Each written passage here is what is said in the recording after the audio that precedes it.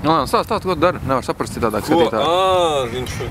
Mēs pielikām Latvijas lauku gurķus iekšā, šobrīd veselu burku. Jo garša tādā gadījumā būs pilnīgi fantastiski neticama. Apmaisam kārtīgi apmaisam.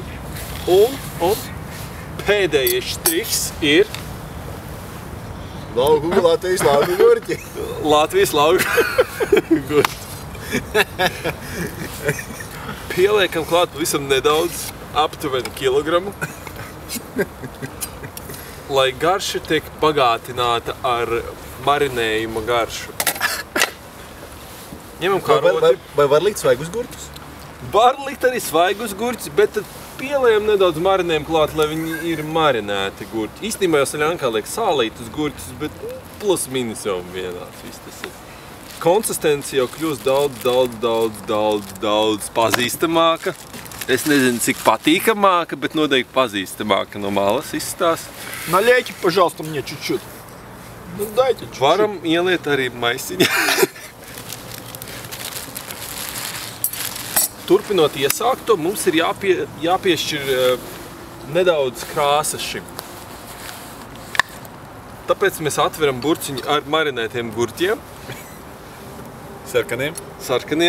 Tie ir sarkanie īpaši Āfrikā audzēti, tieši Latvijai paredzēti sarkanie gurķi. Malti. Tie nav tomāti, tā nav pasta. Tie ir sarkanie gurķi, tā ir šķirne, ļoti unikāla. Šādi gurķiņā pagriet. Nekādas reklāmas slēptās mūsu raidījumā nav izmantotas. Izņemot marmotanu virsotni. Viss ir aizsekts. Un paldies kokam. Mūs šodien atbalsta pašvaldības policija. Jā, viņi mums neliedz rīkoties. Jā. Domāju, jāpieliek vēl viena karotīte, lai iegūst pavisam pareizi tonalitāti. Valsts neīpaši stabils ir.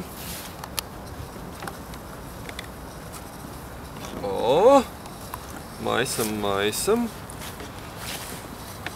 Jau paliek jau daudz pazīstamāks. Šis viss ir olīve.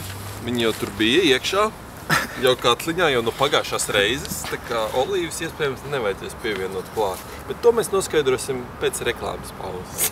Šī ir Rīgas domas apmaksāta reklāma. No 1. oktobra Rīgas iedzīvotājiem ar pašvaldības kartēm ir atvērts parks ar apgaismojumu. Apgaismojuma darba laiks ir 00:24. Visi sportot gribētāji ir laipni aicināti arī uz pusfutbola laukumu un uz volejbola laukumu bez tīkla. Arī tur apgaismojums strādā no 00:24. Visi laipni gaidīti. Neaizmirstam rīznieka karti.